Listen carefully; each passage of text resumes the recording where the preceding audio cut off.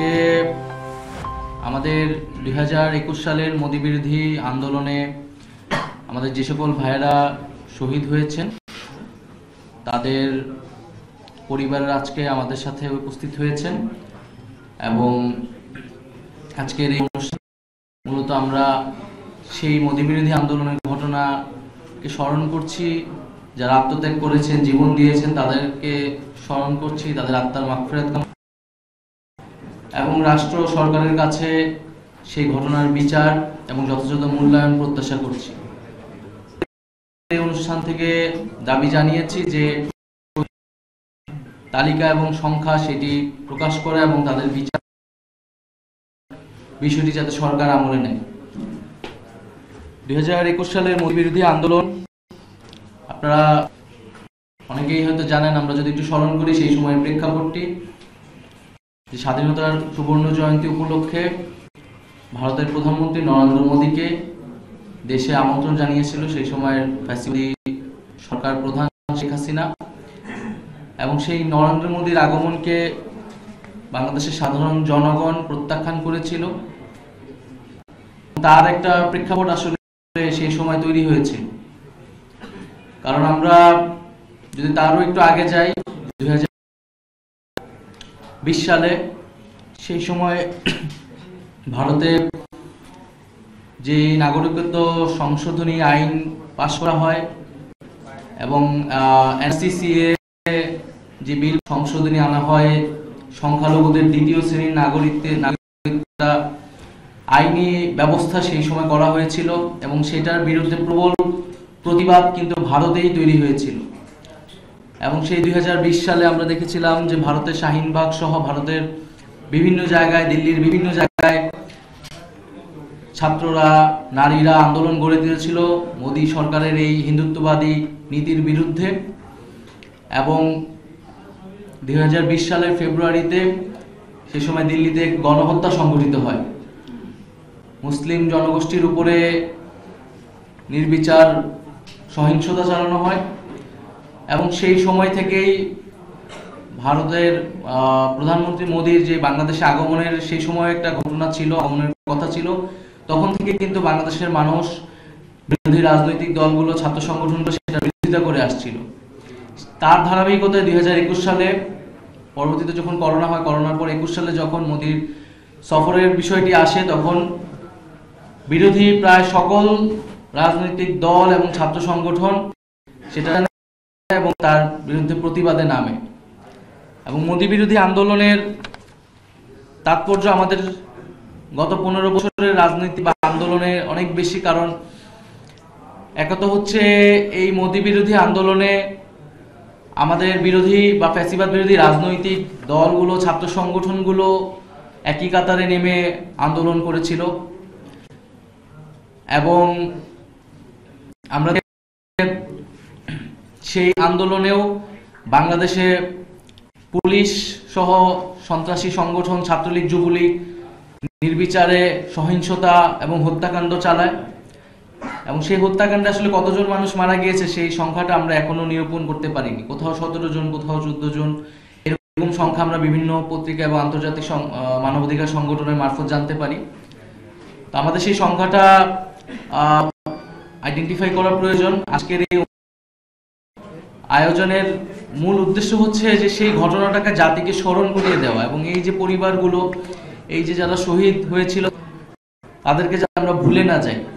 কারণ গত 15-16 বছর এই বিভিন্ন ঘটনায় যারা নির্যাতিত হয়েছে, নিপীড়িত হয়ে, তারাই কিন্তু এই জুলাই গণঅভ্যুত্থানের প্রেক্ষাপটটি তৈরি করেছে।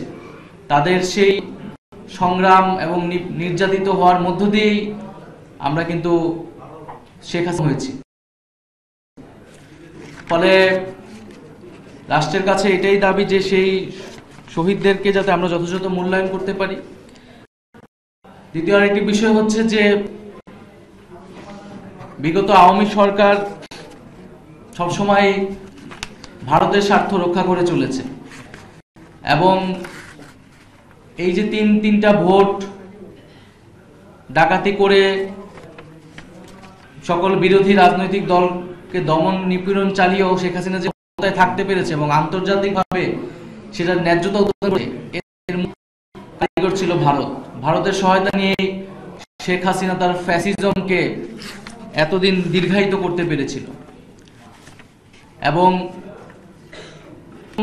আসলে ছিল ভারতীয় সম্প্রসারণবাদ বা ভারতীয় আগ্রাসনের একটা এক্সটেনশন।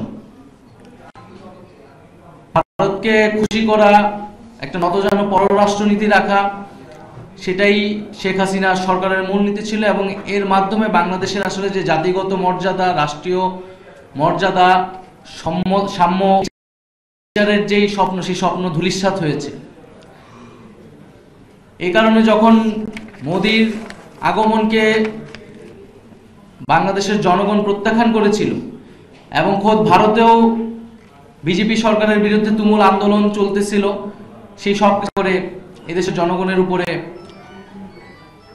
শেখ হাসিনা সরকারের যে পুলিশ এবং সন্ত্রাসী বাহিনী তারা নিপীড়ন চালায়। আমরা মনে করি যে আমরা সে একটা ভয়াবহ যুগ পার করে এসেছি, সময় পার করেছি এবং আসলে যে গতকালও দেখলাম যে প্রথম স্বাধীনতা দ্বিতীয় স্বাধীনতা নিয়ে বিতর্ক। তো আমরা যারা গত 16 বছর আসলে এই ঘটনাগুলোর ভিকটিম নাম, আমাদের কাছে এটা অবশ্যই স্বাধীনতা। 5ই আগস্ট আমরা আসলে করে স্বাধীন হয়েছি। যারা এই গত 15-16 বছর নির্যাতিত হয়েছে, নিপীড়িত হয়েছে, আর যাদের ব্যাংক ব্যালেন্স অক্ষুণ্ণ ছিল, যারা আপোষ করে বিরোধী রাজনীতি করেছে, তাদের কাছে হয়তো এটা স্বাধীনতা মনে হয় না, কারণ তারা সবসময় হয়তো স্বাধীন ছিল, এখনো ছিল। তো প্রথম স্বাধীনতাও গুরুত্বপূর্ণ না, দ্বিতীয় স্বাধীনতা গুরুত্বপূর্ণ, তাদের কাছে হচ্ছে গুরুত্বপূর্ণ লুটপাটের স্বাধীনতা। তো গত 16 বছরের 15 বছরের যে সকল নির্যাতিত মানুষ যারা নির্যাতিত হয়েছে, সেটা বিভিন্ন রাজনৈতিক দলের থেকে শুরু করে নেতারা যারা রয়েছেন, সাধারণ মানুষ এবং বিভিন্ন সামাজিক বা ছাত্র আন্দোলনে নিপীড়ন চলেছে। আমরা মনে করি যে গত 16 বছরের এই নির্যাতিত যে পরিবারগুলো রয়েছে, যেই শক্তিগুলো রয়েছে, এই শক্তিগুলো আমাদের সবসময় ঐক্যবদ্ধ থাকা প্রয়োজন। এই ঐক্যের শক্তির মাধ্যমে আমরা আওয়ামী ফ্যাসিজমকে আসলে প্রতিহত করেছিলাম।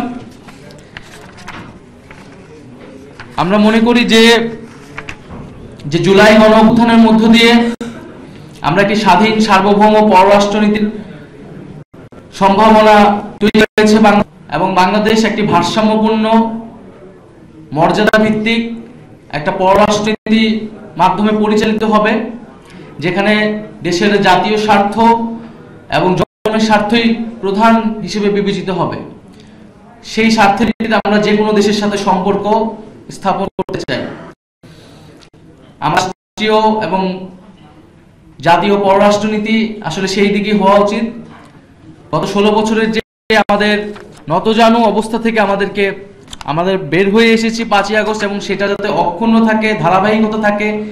সামনের দিনগুলোতে যেই সরকারে আসুক না কেন, একটা দেশের সরকার পরিবর্তন হয় কিন্তু পররাষ্ট্রনীতির কিন্তু সহসা পরিবর্তন হয় না, কারণ এটা রাষ্ট্রের সাথে সম্পর্কিত, জনগণের সাথে সম্পর্কিত। কিন্তু আমরা দেখেছি যে আমাদের সরকার পরিবর্তনের সাথে, দলের পরিবর্তনের সাথে আমাদের পররাষ্ট্রনীতিও পরিবর্তন হয়ে যায়। তো আমরা বলবো যে আজকের এই আয়োজন থেকে যে ভারতের সাথে বাংলাদেশের সম্পর্কের ব্যাপারে আমরা এর আগেও স্পষ্ট করেছি যে সমতা, ন্যায্যতা এবং মর্যাদার ভিত্তিতে আমরা যে কোনো দেশের সাথে সম্পর্ক স্থাপন করতে আগ্রহী। ভারত প্রতিবেশী দেশ হিসেবে ভারতের সাথে আমাদের সেই ঐতিহাসিক, সাংস্কৃতিক এবং অর্থনৈতিক সম্পর্ক রয়েছে। আমরা সেটাকে কন্টিনিউ করতে চাই, বাংলাদেশ সেটা কন্টিনিউ করবে, এটা আমাদের প্রত্যাশা থাকবে, কিন্তু অবশ্যই সেটা সমতা এবং ন্যায্যতার ভিত্তিতে। বাংলাদেশে গত 54 বছর ধরে আমরা দেখেছি যে সীমান্ত হত্যা একটা গুরুতর মানবাধিকার লঙ্ঘন হিসেবে পুরো আন্তর্জাতিক মহলে বিবেচিত হয়ে এসেছে, কিন্তু এই সমস্যার কোনো সমাধান আজ তক হয়নি। আমরা দেখেছি যে বাংলাদেশের সাথে ভারতের যে নদী বন্টন, নদীর পানি বন্টন নিয়ে বিবাদ রয়েছে, সেখানে বাংলাদেশ হিস্সা পায় না। তো ভারতকে বাংলাদেশের সাথে যদি সত্যিকার অর্থে একটি বন্ধুত্বপূর্ণ গণতান্ত্রিক সম্পর্ক স্থাপন করতে হয়, তাহলে অবশ্যই বাংলাদেশের যেটা হিস্সা, জনগণের যেটা প্রাপ্য দিতে হবে। এবং আমরা বাংলাদেশের পক্ষ থেকেও যে ভারতে যে সংখ্যালঘু নির্যাতন হয়ে এসেছে এবং এখনো নানা সংখ্যালঘু নির্যাতনের কথা আমরা শুনতে পাই, সেখানে মুসলিম দলিত থেকে শুরু করে দ্বারা নির্যাতিত হচ্ছে, সেই নির্যাতনের প্রতিবাদ জানাই। আমরা দেখি যে ভারতীয় মিডিয়াগুলো বাংলাদেশে 5ই আগস্টের পর থেকে বাংলাদেশ বিরোধী প্রচারে ব্যস্ত, বাংলাদেশে হিন্দু নির্যাতনের গল্প তারা প্রচার করছে। আমরা বারবারই সাম্প্রদায়িক সম্প্রীতির কথা বলে 5ই আগস্ট পরবর্তীতে আমাদের পক্ষ থেকে কিন্তু বারবার করে বলা হয়েছে, আমরা এটা নিশ্চিত করেছি যে কোথাও যাতে সাম্প্রদায়িক হামলা, লুণ্ঠন ইত্যাদি না ঘটে। তারপরেও 2-1টি বিচ্ছিন্ন ঘটনা ঘটেছে এবং যার পিছনে রাজনৈতিক উদ্দেশ্যই প্রধান ছিল, কিন্তু তার সাথে নানা রকম মিথ্যা জড়িয়ে এখানে হিন্দু নির্যাতনের গল্প আসলে ভারতীয় মিডিয়া এবং পুরো আন্তর্জাতিক মহলে এটা প্রচার করে বেড়াচ্ছে। আমরা মনে করি রাজনৈতিক হস্তক্ষেপের উদ্দেশ্যেই হিন্দু নির্যাতনের গল্প প্রচার করা হচ্ছে এবং এই ধরনের গল্প প্রচার বন্ধ করা উচিত। শেখ হাসিনা এবং আওয়ামী লীগের নেতারা এখনো ভারতে অবস্থান করছে। ভারত গণহত্যাকারীদের নিজ দেশে আশ্রয় দিয়ে কোনো ভালো উদাহরণ তৈরি করছে না। বাংলাদেশে বিচার কার্যক্রম আগাচ্ছে এবং বিচার কার্যক্রম আগালে কূটনৈতিকভাবে যারা দোষী, যারা অপরাধী, মামলার আসামি যারা রয়েছে তাদেরকে ফেরত চাওয়া, শেখ হাসিনা সহ তাদেরকে ফেরত চাওয়া হলে ভারত সরকার সেখানে কোঅপারেট করবে, এটা আমাদের প্রত্যাশা থাকবে এবং এর মাধ্যমে বোঝা যাবে ভারত বাংলাদেশের প্রতি কতটা বন্ধুত্বপূর্ণ সম্পর্ক রাখতে আগ্রহী। আজকের এই আয়োজনে যারা অংশগ্রহণ করেছেন, যারা সাংবাদিক ভাই বোনেরা এসেছেন, যারা শহীদ পরিবাররা এসেছেন এবং জাতীয় নাগরিক পার্টির যে সকল সংগঠক ও নেতাকর্মীরা আজকের অনুষ্ঠান আয়োজন করছেন তাদেরকে আমি আন্তরিকভাবে ধন্যবাদ জানাচ্ছি। এবং আমি আবারও বলবো যে গত 16 বছরে যে বড় বড় রাজনৈতিক হত্যাকাণ্ডগুলো ঘটেছিল, পিলখানা হত্যাকাণ্ড, আমরা 2013 সালের যে শাপলার হত্যাকাণ্ড, মোদী বিরোধী হত্যাকাণ্ড এবং জুলাই গণঅভ্যুত্থানের যে গণহত্যা, এই সকল গণহত্যার জন্য কিন্তু একমাত্র আওয়ামী লীগই দায়ী এবং এই আওয়ামী লীগ রাজনৈতিকভাবে এই হত্যাকাণ্ডগুলো ঘটিয়েছে, বিরোধী দলমতকে দমন করেছে এবং এর সাথে আছে গত 16 বছরে গুমের ঘটনাসমূহ। এই সব কিছুর আসলে বিচার আমাদেরকে নিশ্চিত করতে হবে।